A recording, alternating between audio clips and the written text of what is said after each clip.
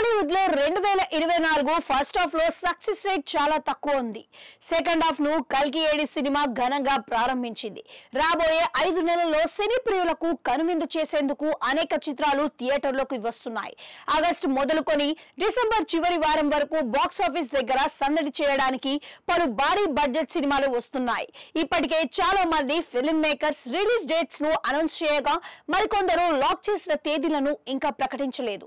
ఆగస్టులో మొదటి వారంలో అల్లు శిరీష్ బడ్డీ, అశ్విన్ బాబు శివం బజే, రాజ్ తరుణ్ తిరగబడ్రా సామి, కె విజయ్ భాస్కర్ ఉషా పరిణయం, యావరేజ్ స్టూడెంట్ నాని సినిమాలు విడుదల కాబోతున్నాయి.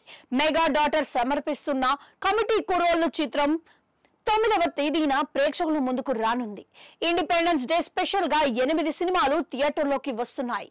వీటిలో 4 తెలుగు చిత్రాలు, 1 తమిళ డబ్బింగ్ మూవీ, 3 హిందీ మూవీస్ ఉన్నాయి. పూరి జగన్నాథ్ రామ్ పోతినేని కాంబోలో తెరకెక్కుతున్న డబుల్ ఇస్మార్ట్ సినిమాతో పాటుగా హరీష్ శంకర్ దర్శకత్వంలో రవితేజ నటించిన మిస్టర్ బచ్చన్ మూవీ ఆగస్టు 15న విడుదల కానుంది. GA2 పిక్చర్స్ బ్యానర్ లో రూపొందుతున్న రానా దగ్గుపాటి సమర్పిస్తున్న 35 చిన్న కథ కాదు సినిమాలు అదే రోజున వస్తున్నాయి. పా రంజిత్ విక్రమ్ కలయికలో రూపొందించే తంగలాన్ సినిమాతో పాటుగా స్త్రీ 2, వేద, కేల్ మే వంటి హిందీ చిత్రాలు రిలీజ్ అవుతున్నాయి. 23వ తారీఖున రావు రమేష్ మారుతీనగర్ సుబ్రహ్మణ్యం సినిమా విడుదల కానుంది. ఆగస్టు నెలాఖరున 29వ తేదీన నాని వివేక్ ఆత్రేయ కాంబినేషన్ లో రూపొందే సరిపోదా శనివారం సినిమా పాన్ ఇండియా వైడ్ గా రిలీజ్ కానుంది. వినాయక చవితి సందర్భంగా సెప్టెంబర్ ఫస్ట్ వీక్ లో 3 చిత్రాలు ప్రేక్షకులను అలరించడానికి వస్తున్నాయి.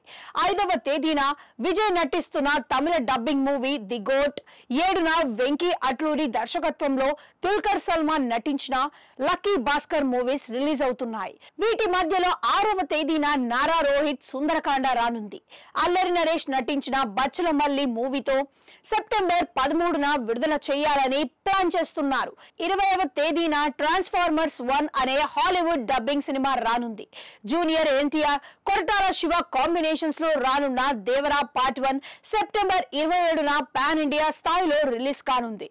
గోపీచంద్ తో శ్రీను వైట్ల తీస్తున్న విశ్వం చిత్రాన్ని అక్టోబర్ 4న తీసుకురావాలని చూస్తున్నారు. సూర్య నటిస్తున్న కంగువా అనే తమిళ చిత్రం అనువాదం దసరా కానుకగా అక్టోబర్ 10న విడుదల కానుంది. కిరణ్ అబ్బవరన్ స్వీయ నిర్మాణంలో రూపొందుతున్న కాస్ సినిమా అక్టోబర్ 18వ తేదీన రిలీజ్ అయ్యే అవకాశాలు కల్పిస్తున్నాయి.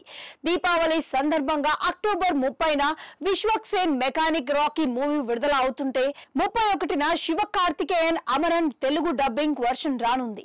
రజనీకాంత్ నటిస్తున్న విట్టాయన్, అజిత్ కుమార్, విదా ముయార్చి చిత్రాలు కూడా అక్టోబర్ లోనే థియేటర్లోకి రానున్నాయి.